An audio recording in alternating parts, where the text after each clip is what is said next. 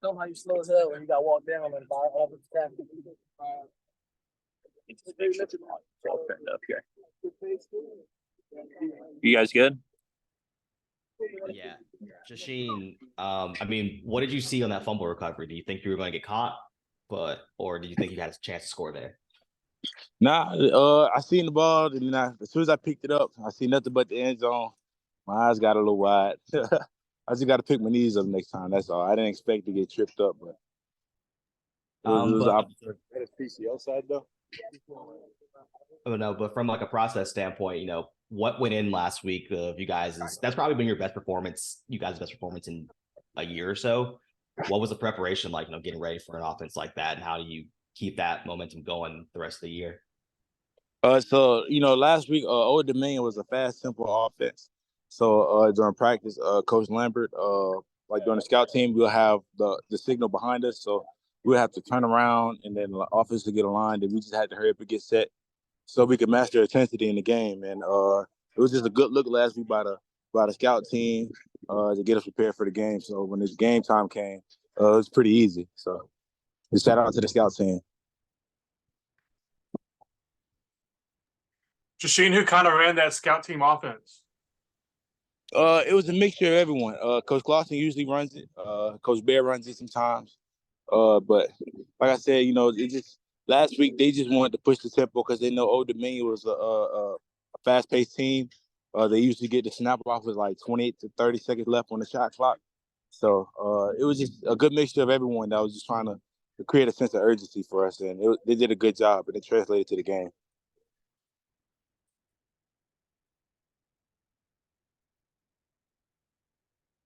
Jasheen, what are some of the keys this week against Georgia Tech? What do they like to do offensively? So Georgia Tech is a big stretch team. So we just got to stay in our gaps. Be low, create knockback, just to make the ball bounce. They have pretty good backs. They're mainly downhill runners, but if they get out in open space, they can take it to the house. So it's just our main objective for this week is just to be aligned and make sure we make the right keys, read the right keys, and be able to make plays. Jasheen, is there any sort of extra fight with you playing the hometown team in Georgia Tech? Yeah, of course. Being from Georgia, well, growing up, I was a Bulldogs fan, so I always had like a little distaste for Georgia Tech. But yeah, just playing the hometown team, it's a good opportunity. I know a couple people on the team, so it's like a good family reunion.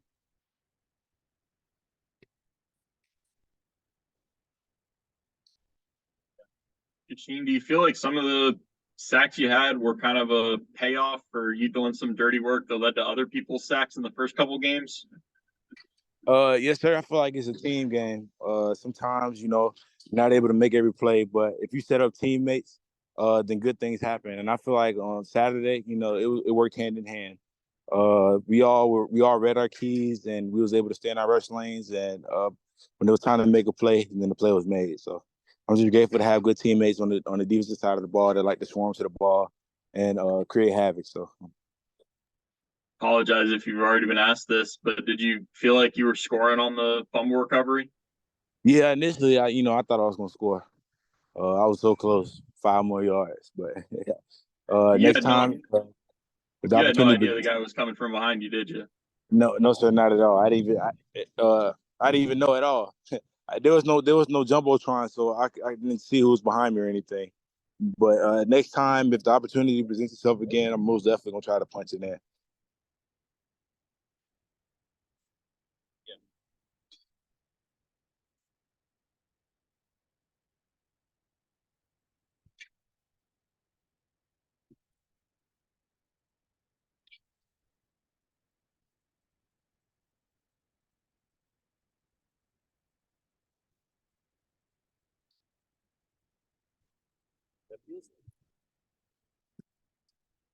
Good. I think so, yeah.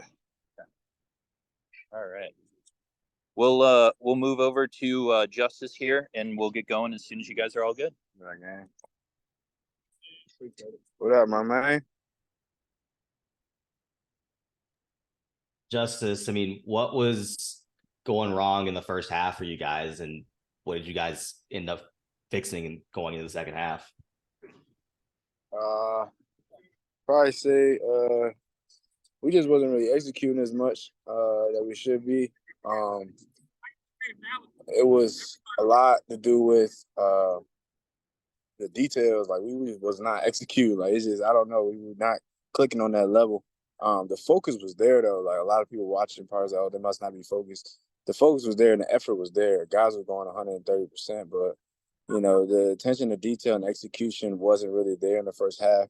But sometimes you have games like that. You have games where you're doing everything you're supposed to effort wise, and it's just not clicking. You know what I'm saying? But it's about the willpower to go back to the drawing board, fix the things that you need to fix, and add on to it. You know what I'm saying? So that's pretty much what's going on. How important is it, Justice, to in a game like that where things aren't going the right way, to be able to kind of correct it during the game instead of having to get past it and go look at the film of a loss and learn after that? Like how encouraging is it that you're still able to win a game like that and adjust during the game? Well, it's very encouraging, honestly. The game kind of reminds me of life. And I was, I know that I'm an older guy now in the room, and not just in the room, on the team. So I was just reiterating on the sideline, everybody looks good when they're doing the punching and things are going well for them. Everyone looks good, but can you do well when you get punched in the face, somebody stepping up to the plate and doing the things they need to do? Like that really shows the character of a man.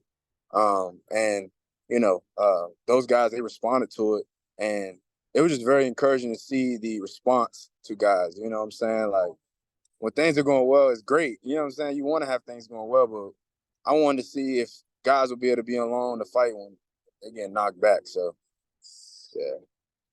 Are you familiar with the Mike Tyson quote that you just kind of summarized? Yeah, I am actually. I love boxing. I relate boxing, life, and football all in one little bottle. So.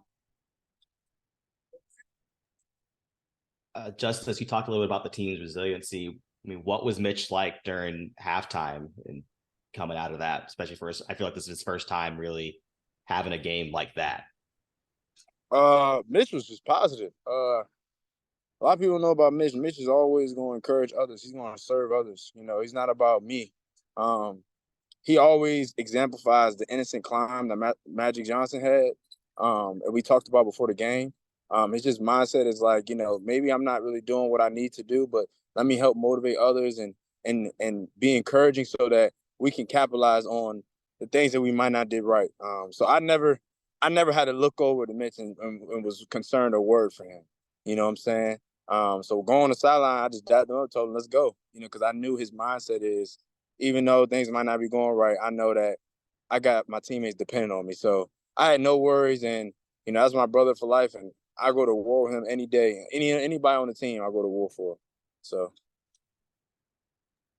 Justice, I don't want to insinuate you were running any harder in the second half, but were you running maybe angrier? Like, was there a little more violence in your running? Honestly, I've been kind of focused on letting the game come to me. I kind of haven't been trying to make stuff up and just trying to be who I am. When I get in the open space, I feel like I can really make guys miss. So, in the second half, I knew that usually when teams are playing covered down on people and it seems like there's not a lot of space, usually it gets loosened up over time. And as soon as I had the first one when it broke out to the corner, I knew that, okay, they're starting to loosen up, so I can do a little bit more that I wasn't doing in the first half. So I just took advantage of that and ran with it. Didn't do a lot of dancing, just got the ball vertical, and we got positive yards from it. And I want to be able to help the team win as best as possible. So I know that's what helps the most is getting in the rhythm of running the football. So that was what I was looking forward to, and I was glad that it worked out and we were able to win the game. When it was 17, well, I think it was like 24-6 or 17-6, I knew we were going to win that game. I knew we were going to win the game when it was 17-0. So we just I had to take it upon myself to really exemplify that and encourage others. And Justice, I mean, the last couple of weeks, it's felt like the goal line sort of situations have been up and down. Can you give a little bit of insight, what's been going on there and what steps need to be taken to punch in a little bit more now to leave some points on the board? Well, mainly it's about communication. We all got to be on the same page. Honestly, it's if you have 10 guys doing the right job and the one guy is not doing the right job, it's really hard to be successful. Everyone's, especially either playing Power Five or not, we're all scholarship players, and some are not scholarship players, but they're very talented players. So when you have one guy that might be blanking out on a play, it affects the whole play. So we haven't really been doing as good of a job in that.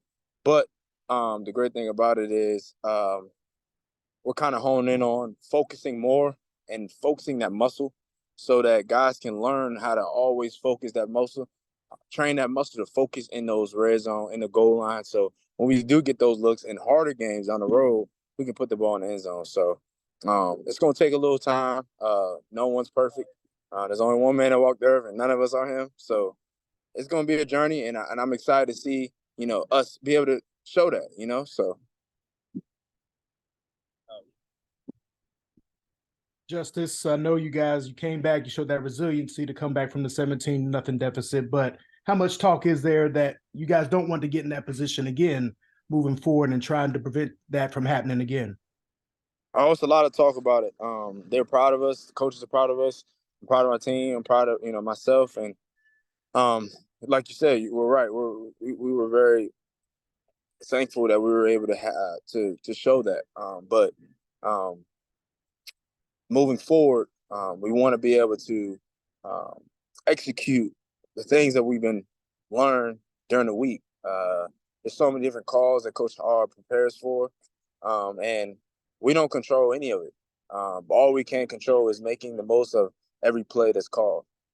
So, I kind of just been expressing to the guys, Damon, all the other guys, like, go hard in practice. You know what I'm saying? If you go hard in practice, in the game, it gets a lot easier for you. And we're learning about it, and we're growing as a team, and I'm excited to see next year, and not next year, next game, and the game after that, just to see our response to it. And Wake Forest, we're gonna be together, man. I mean, a lot of times people when things don't go their way, everyone splinters, everybody's pointing at one person. That's not who we are. That's not our culture. And that's not how we should be. We shouldn't listen to the positive or the negative. And, we're going to stick together. I ride or die for Mitch. I ride or die for anybody that may not have played as well. And know that there's going to be times we do play well. So, that's our response. And we're going to start off well next game. So.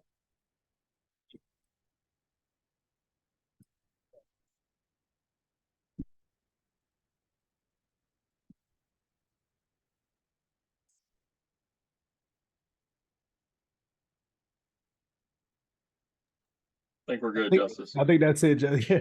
All right, bet. I was making sure. I was like, hold on, man. Appreciate you. Yeah. Thanks, buddy. Thanks, Justice. Thanks, Juice. All right, everybody. I've got Dylan Hazen here, and we'll get going as soon as you guys are ready. What's up? Dylan, I mean, it feels like you're playing a lot faster at linebacker from the last year. What's been going into that? I mean, I guess it's just like the preparation, and like it was almost like I kind of thrown into not like thrown into the deep end, but like I'm basically like me and JR are like the top two like starters right now. So like I have to it's almost like me being thrown into that position. I have to basically prepare myself in a way that like I am the starter, so that way like all my brothers, all my teammates can depend on me. And so like it's just like it's like pressure or like discipline in a way that I prepare each week to gain that confidence to be able to explode when I need to explode, or be able to like hang back whenever to hang back, if it's like a zone or if it's a man. I guess that's what I can pertain that to.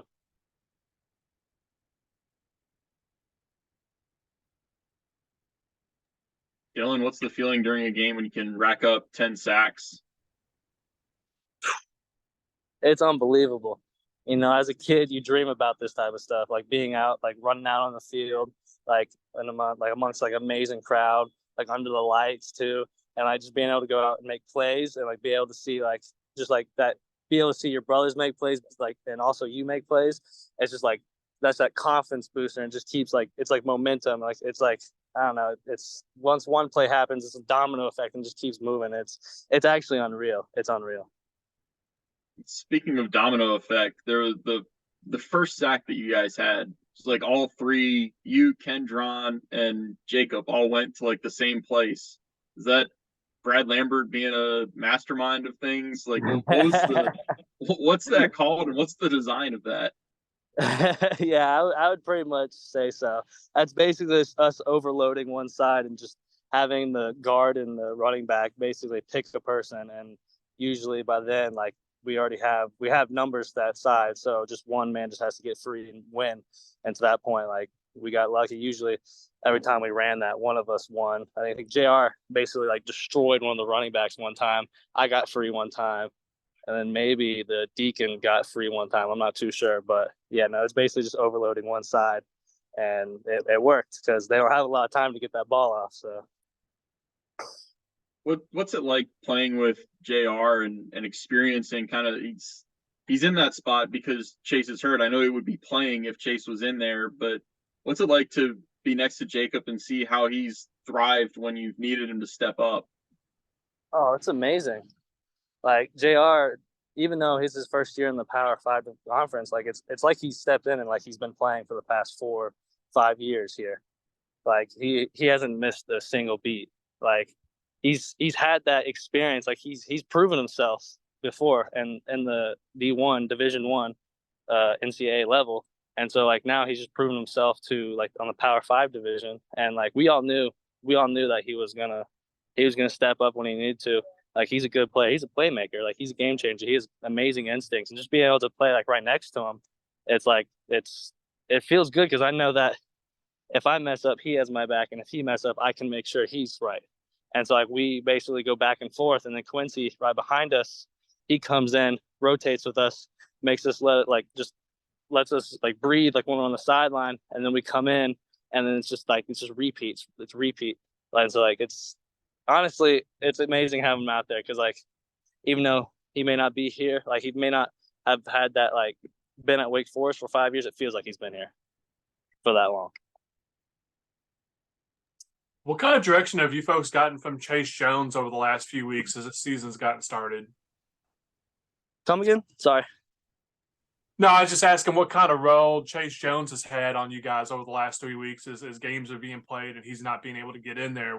What's his direction and leadership? What's that been like? Oh, yeah. So basically, he's just, even though he's not with us on the field, he's with us 24/7. Like he's in the film room after and late in the day when coach is not there. He's helping us out, helping us like figure out like what we should be looking for, keys and that type of stuff. He's in all the meetings, and like when we're out in the field, he's basically on the sideline. And since he's been through those meetings, he knows what the game plan is. And so he's helping me, JR, Quincy, Aiden, Zach. He's helping all of us basically like understand the game plan more. And so he's basically in detail, like picking this apart and like helping us like master our crafts in a way out on the field. And so like even though he's not on the field, he's basically just like another coach or another. He's fulfilling his captain role in a way that it's unique, but he's still present in all of our football lives. I guess if that makes any sense. Dylan, it's your third year in the program, but your second underneath Glenn Spencer. And I know they also brought in David Ellison as well. What have those two guys really done to help you in the linebacker room the last year or two? I would say they've helped with confidence along with their experience that they've had throughout their whole entire coaching career. So like they know what to expect. They know what things that like they've seen a lot of things. And so like they know how to develop, how to basically create or like structure a player based on his skill set, if that makes any sense. So they're able to basically take what they have and make like master it even further. And so like they know how to, because each player is different and the way you need to coach them. And so them being able to coming in, having that experience and understanding that each player is like coached a little bit differently. Each player has different like skill sets and that type of stuff.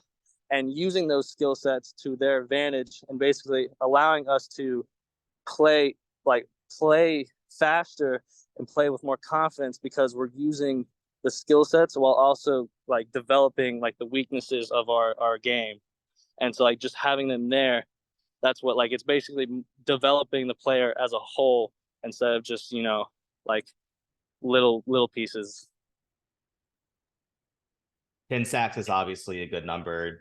You got it on the fun as well. You turn the page to Georgia Tech. What's next with that? We live by here at Wake Forest is a 1-week season. And so we have a 24-hour rule is basically like you have 24 hours to celebrate a win or 24 hours to basically like mourn a loss. And so that 24 hours up, it's now we're already turned the page. We're not even looking at the ODU season anymore. We've closed that book. We've opened up Georgia Tech, and Coach Spencer basically told us today, like, basically spit out the poison. Like, a lot of us, like, we're getting praised right now for like what we did last Saturday, but last Saturday's last Saturday. It's not this upcoming Saturday. And a quote that Coach Lambert likes to use is humble pie is a day away, or humble pie is like a game away. And so basically like block out last week. That's done. That's the last chapter. Now we're on the new chapter. Now we're just looking straight for Georgia Tech, and we're not worried about anything else. Dylan, you mentioned that next chapter. It's the ACC conference opener, man. How important is it for you guys to get off to a good start against Georgia Tech and try to take that first one? I would say it's big. Like every game is big, and it's a big game because it's the next one, and especially since the ACC, like the Wake Forest has basically been counted out this year, especially in the ACC division because we had a lot of people leave, and they're saying that we don't have that much talent, that type of stuff. Well, like we can reload like every year, just as Clemson and all the other big schools. And so, I mean, having this first win over Georgia Tech would, help us like reinstate that, like, hey, we're Wake Forest, like we're here to stay, like we're not leaving just because like a few people leave. And so we're more than just an individual. We're a full team. We're a brotherhood. And so we're here to stay. I